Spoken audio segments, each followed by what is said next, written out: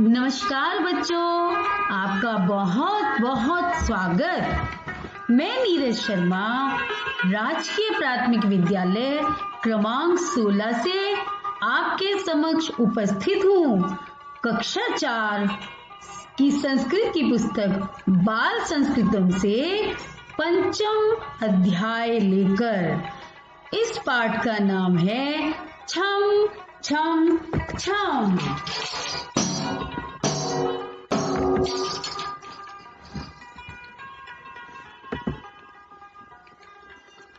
तो चलिए पहले कविता को पढ़ते हैं उसके अर्थ के साथ।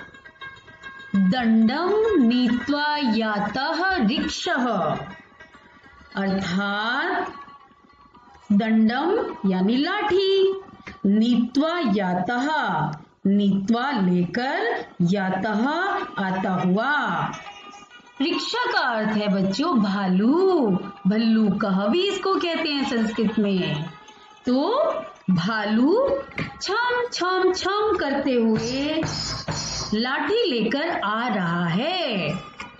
डमरू वाद्यं तथा च भीकः, यानी जो मेंढक है वो डमरू को बजा रहा है।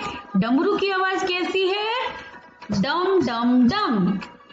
मधुरम मंडूको अयम गायति, यहाँ पर मंडूक का अर्थ है मेंढक। अयम मने यह मेंढक मीठा गाना गा रहा है। नृत्यति भल्लुकः खलु मौनम, और जो भालू है वो मौन होकर छम छम छम करके नृत्य कर रहा है। कपि कूर्दते वृक्षात् वृक्षः, कपि का अर्थ है बच्चों बंदर। वृक्षात् वृक्षः अर्थात एक पेड़ से दूसरे पेड़ पर, कूर्दति कूद रहे हैं। बंदर एक पेड़ से दूसरे पेड़ पर कूद रहे हैं।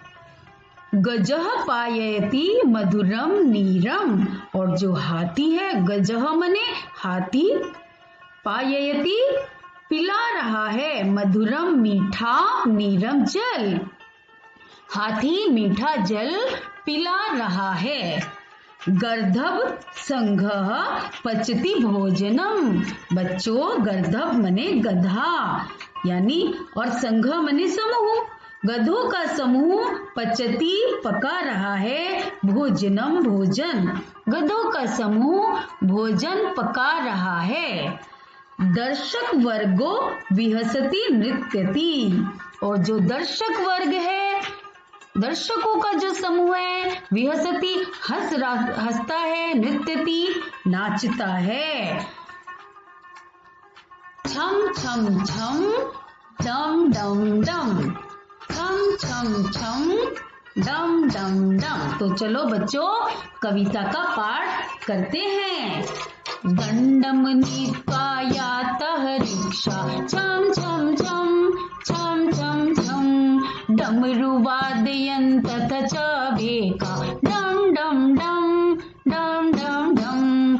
मधुरम मंडूको अयं गायति, नृत्यति भल्लुकः खलु मौनम। छम छम छम डम डम डम, छम छम छम डम डम डम।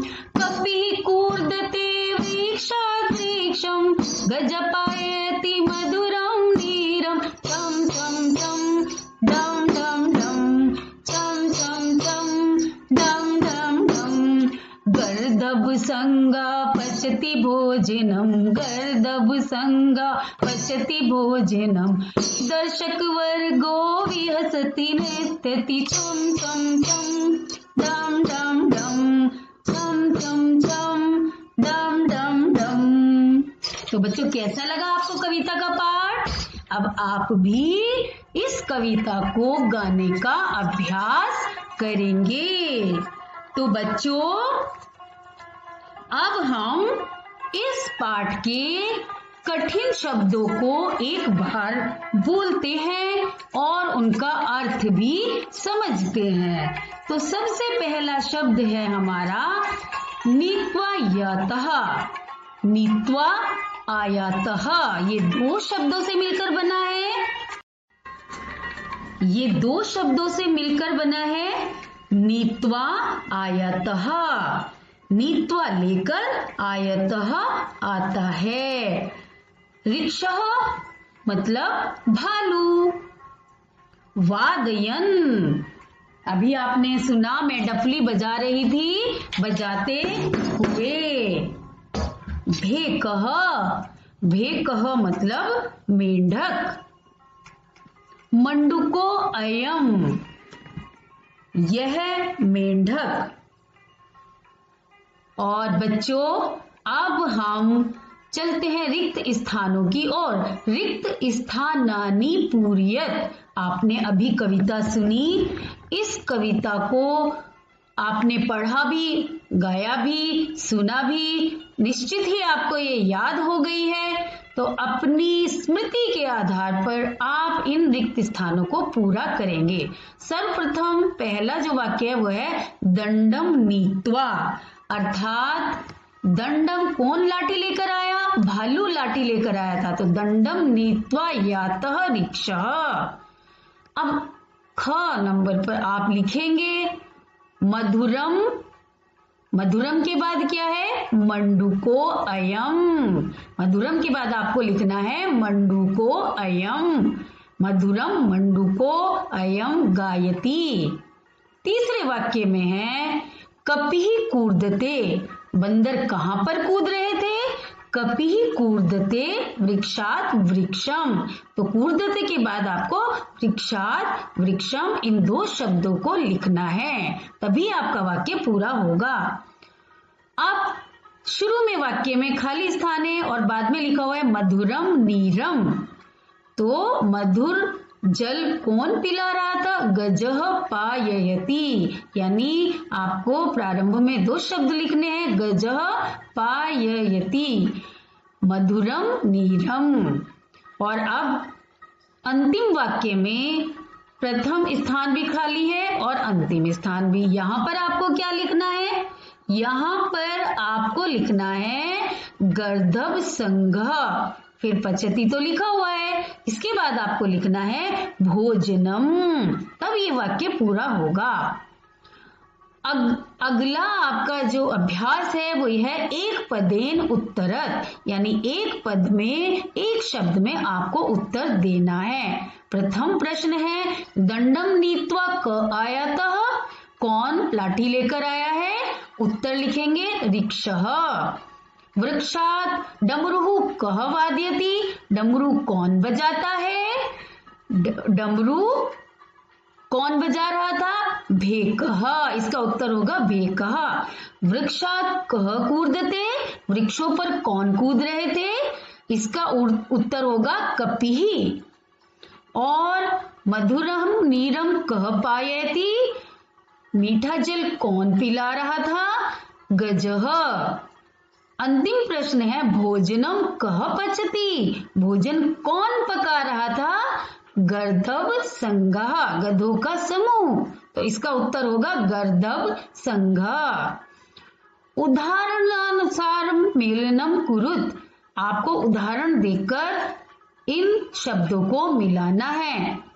रिक्शा के साथ कौन से शब्द को मिलाना है? दंडम को, रिक्षः दंडम। कपिः के साथ वृक्षः को मिलाना है, कपिः वृक्षः।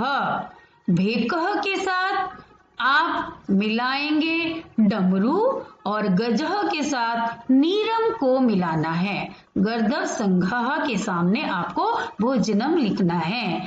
अब सबसे अंतिम जो अभ्यास है वो है शब्द पहेली। इसमें से आपको जीवों के नाम छांटने हैं।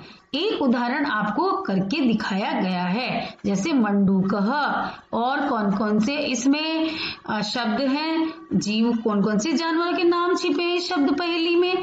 कपिः, रिक्षः, भेकः, गर्दभः।